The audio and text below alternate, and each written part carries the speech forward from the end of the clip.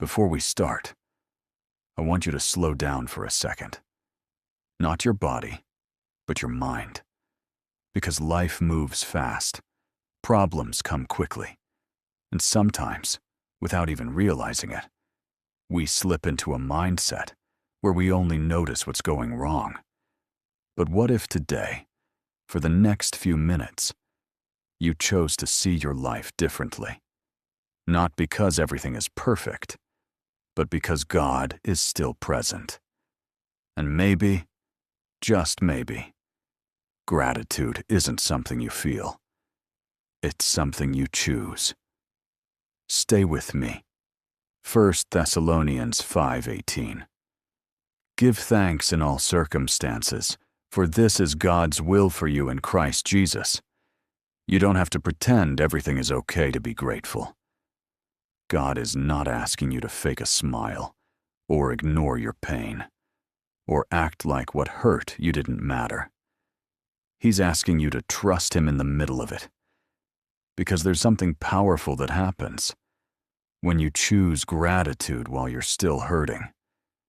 It shifts something inside of you. It tells your situation, you don't control my spirit. Maybe your life doesn't look how you imagined right now. Maybe you're tired, confused, or carrying something no one else sees. But even here, there is still something to thank God for. You are still breathing. You are still standing. You are still here.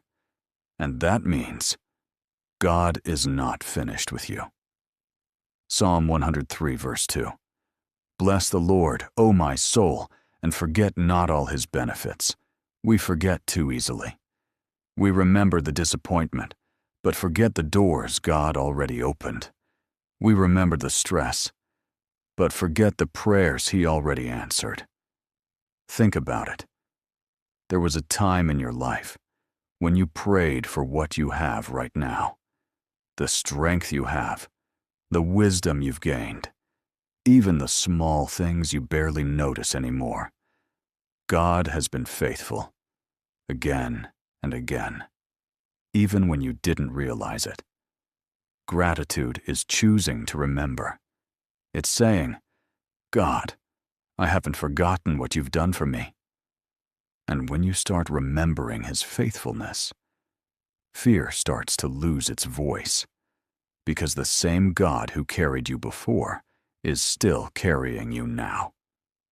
Philippians 4, verse 6-7. Don't be anxious about anything, but in everything, with prayer and thanksgiving, present your requests to God, and His peace will guard your heart. Anxiety is loud. It fills your mind with what-ifs, with worst-case scenarios, with thoughts that don't let you rest. But God gives you a different way, not just prayer. Prayer with gratitude. Because when you thank God, even before things change, you remind your heart that He is still in control. Try this. The next time your mind starts racing, stop and thank Him. Thank Him for protecting you. Thank Him for sustaining you. Thank Him for what He's about to do. And watch what happens. That tight feeling in your chest, that pressure in your thoughts, it begins to loosen.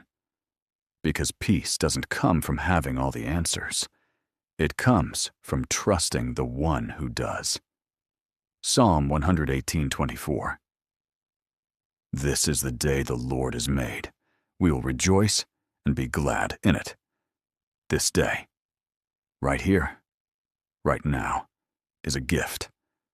Not because it's perfect, but because you're alive to experience it. There are people who had plans for today, dreams, goals, conversations they never got to have. But you're still here, and that means something. Even if today feels ordinary, or heavy, or incomplete, there is still beauty in it. Gratitude opens your eyes to it. It helps you notice the small moments, the quiet blessings, the things you would normally overlook. Joy doesn't always come from big breakthroughs. Sometimes it comes from simply realizing, I made it through another day. Colossians 3:15. Let the peace of Christ rule in your hearts and be thankful. Gratitude changes your heart over time. It softens what life tried to harden. Maybe you've been hurt.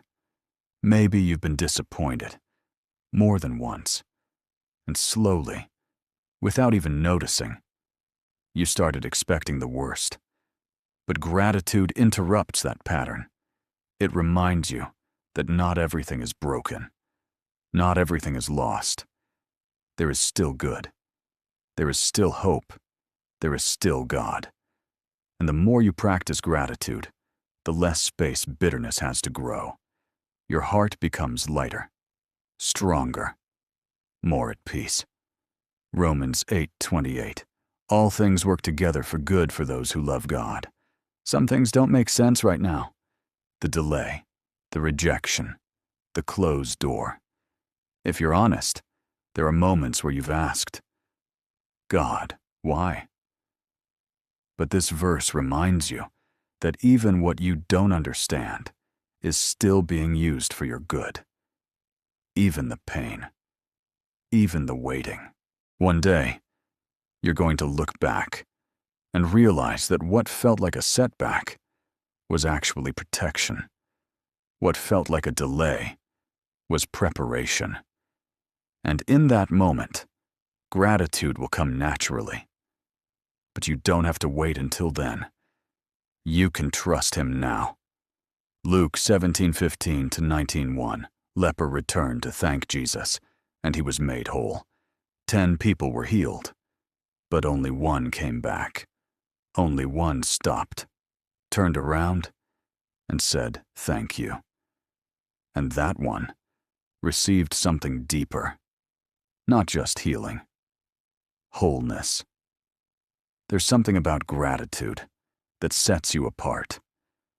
While everyone else is rushing to the next thing, you remember the one who made it possible. And that kind of heart draws you closer to God. Don't lose your gratitude just because you got comfortable. Don't forget God just because things got better. Be the one who comes back. If you've been listening this whole time, this is your moment. Not tomorrow, not later, right now. Think of one thing, just one, and thank God for it. Say it quietly, or in your heart, but mean it. Because gratitude isn't just words, it's a shift.